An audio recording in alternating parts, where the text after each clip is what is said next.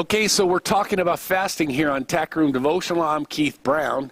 And again, most people don't want to talk about this subject, but it's very important to us. As a matter of fact, remember in Matthew chapter 6, Jesus said, and when you give, and when you pray, and when you fast. He didn't say if you give or if you pray and if you fast, but he expects us as Christians to give, fast, or pray and fast. I'm Keith Brown. This is Tack Room Devotional.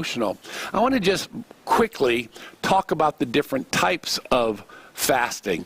Number one is the absolute fast. That's the fast where you give up everything, food, drink, and everything. And you can't survive very long without drink. I think it's 2 or 3 days before you start having brain damage. So not too many people practice an absolute fast for very long. I can tell you, though, that there are some, just like Moses, who practiced an absolute fast.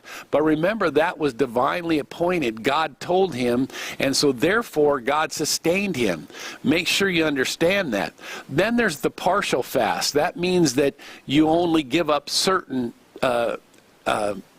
types of food. So if you look at Daniel, Daniel gave up certain types of food. He still ate, he still drank, but he only gave up certain types of food. That is a partial fast. Finally, the normal fast is giving up all food, but still drinking water.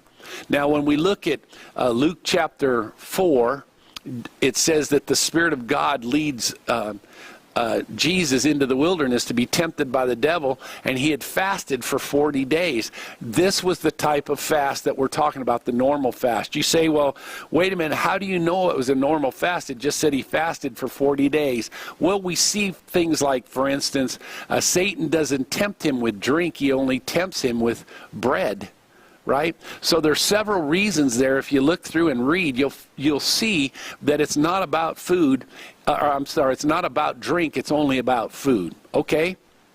So that's called a normal fast, and I think that's what most folks practice when they practice fasting. Okay, so what's right, the right and the wrongs of fasting? Well, first of all, like any other spiritual discipline, we can make fasting become a habit or something to impress others. Look with me at Matthew chapter 6.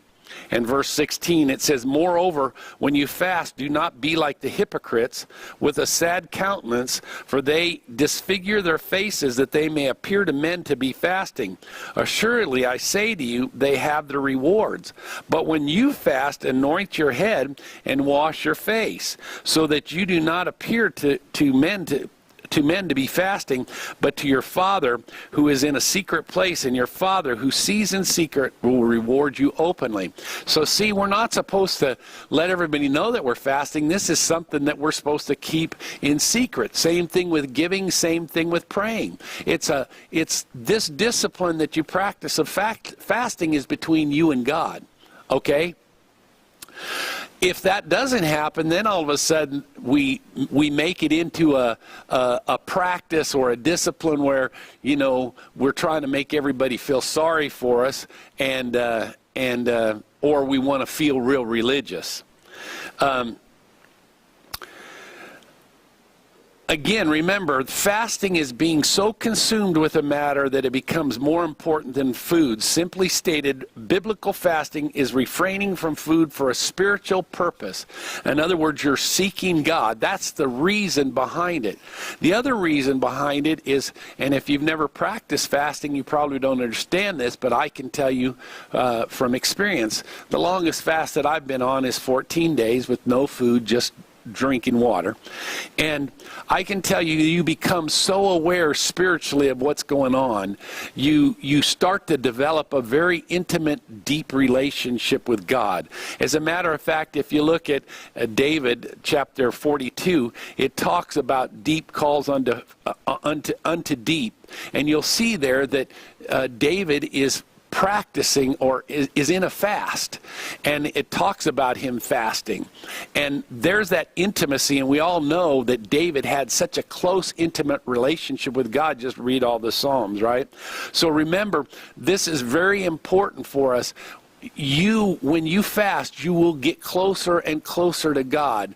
So yes, it's being so consumed with a matter that food isn't an issue, but it's also an opportunity for us to grow very close and very intimate with God, and to start seeing things in the spirit realm that we don't normally see when we're not fasting. Okay, I'm Keith Brown. This is Tack Room Devotional. Jesus loves you. I love you. I pray that God would richly bless you as you diligently seek Him and serve Him.